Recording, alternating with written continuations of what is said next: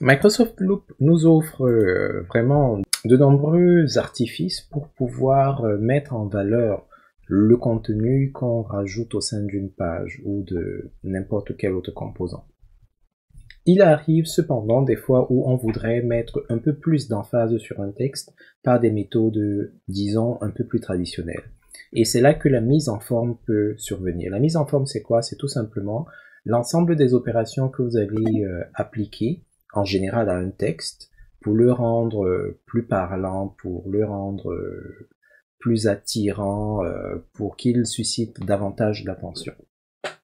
Alors, il y a des modifications que vous pouvez faire à l'échelle d'un caractère, d'un mot, tout seul, isolé, et il y en a d'autres que vous pouvez faire et appliquer à un bloc ou à plusieurs blocs tout entiers. Donc, commençons par les modifications que vous pourriez faire à un mot en particulier. Donc, si je viens ici, là, cette phrase-ci, cette réalité est tellement patati patata, imaginons que je veux mettre l'emphase sur réalité. Donc, je peux tout simplement, comme dans n'importe quel logiciel de traitement de texte, sélectionner mon mot. Et en général, quand vous allez sélectionner, le système va anticiper et se dire que vous voulez faire de la mise en forme et il va vous proposer des options de mise en forme classiques. Donc, vous avez les options de style, gras, italique, souligné, barré, ok, que vous pouvez appliquer assez immédiatement. Et soit dit en passant, pour activer cette proposition de mise en forme, vous pouvez, comme on l'a vu, double-cliquer, mais vous pouvez également cliquer avec le bouton droit sur l'objet. Vous aurez une autre interface dans le menu contextuel. Donc, on a toujours les options de style, gras, italique, souligné, barré. Mais ce qui est vraiment plus intéressant dans le menu contextuel, c'est que on a également des options ici là pour la couleur et la mise en forme. Cela va par exemple nous permettre de déterminer la couleur du texte lui-même et la couleur de son arrière-plan. Donc si par exemple je prends ici rouge, je ne sais pas si vous pouvez le voir à l'écran, permettez-moi de zoomer davantage. Ah ben non, là c'est pire. Hein. Donc je vais faire comme ceci.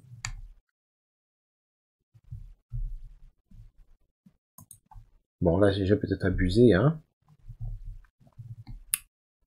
Bah ouais, là j'ai vraiment abusé. Tellement abusé que je sais même pas où je suis. Ok, d'accord, me voici. Donc là, le texte, il est en rouge, mais là, c'est la couleur de texte que j'ai changé. Ok.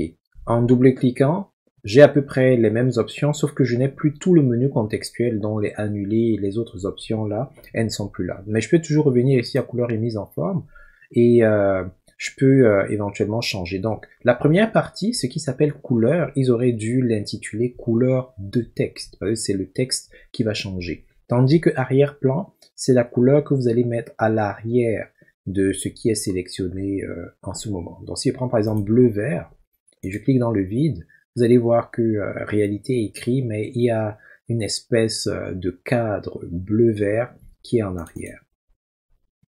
Donc, vous pouvez effacer tout cela en revenant à par défaut. Par défaut veut tout simplement dire que notre bloc va retrouver, comment dire ça, la mise en forme de base, c'est-à-dire, c'est souvent du blanc sur du noir. Attendez, si je passe en mode normal, là, paramètres, en mode clair, parce que c'est peut-être ce que plusieurs d'entre vous auront. Donc c'est ça, arrière-plan blanc et le texte est en noir.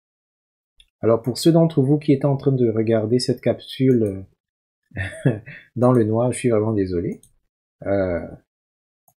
C'est comme si un phare s'est allumé chez vous. Alors ça, c'est des opérations que vous pouvez effectuer à l'échelle d'un mot. Mais maintenant, vous pouvez appliquer ces modifications à tout un bloc, comme par exemple ce paragraphe. Donc c'est la même démarche, sauf qu'au lieu de sélectionner le texte comme ceci, encore que je pourrais le faire, je peux venir juste sur la poignée du bloc, clic droit, et avec le clic droit, j'ai donc mon menu contextuel qui me permet, oui, le style classique, mais également les changements au niveau de la couleur du texte et la couleur de l'arrière-plan. Donc si je prends par exemple violet, bon, là j'ai finalement pu l'avoir, mais ça ne marche pas toujours. N'oubliez pas, Microsoft Loop est en plein développement, donc certaines choses ne fonctionnent pas exactement toujours comme elles sont censées fonctionner. Alors vous allez constater que il est probable que certaines fonctions marchent mieux que d'autres. Si vous voulez appliquer des changements à tout un paragraphe, il faudrait, en tout cas dans la version actuelle, vous assurer de sélectionner le texte, la sélection au niveau de la poignée du bloc. Pour certaines mises en forme de texte ne fonctionne pas exactement comme on pourrait s'y attendre. Donc ça c'est pour la mise en forme. Alors cette mise en forme s'applique aux caractères dans une certaine mesure, mais vous avez d'autres mises en forme qui peuvent s'appliquer de manière plus large aux paragraphes et qui ont trait à leur position relative. Ok.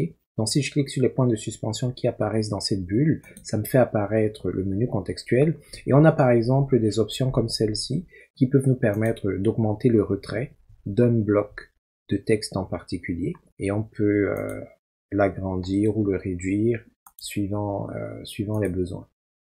N'oubliez jamais que au milieu de toutes ces modifications, dans le menu contextuel, vous avez toujours les boutons annuler et rétablir qui peuvent vous permettre de revenir sur certaines actions que vous avez effectuées préalablement. Vous avez également toutes les options classiques qui vous permettent de copier, coller, couper, suivant l'endroit où vous vous trouvez. Alors ces options de mise en forme, ce sont des options que vous allez appliquer principalement à ce qui est texte, donc des titres, des paragraphes et tous les autres composants qui se rapprochent du texte, donc les dates, les légendes, etc. Donc si vous traitez avec des objets comme par exemple les images, bon, les options de mise en forme sont vraiment différentes. Donc si vous cliquez avec le bouton droit sur une image, vous pouvez juste couper et couler, c'est pas vraiment des options de mise en forme, mais vous avez le texte de remplacement qui peut être important à renseigner pour les besoins de référencement, et vous pouvez jouer avec les poignées là pour pouvoir rendre votre image plus ou moins grande suivant les besoins et suivant le contexte.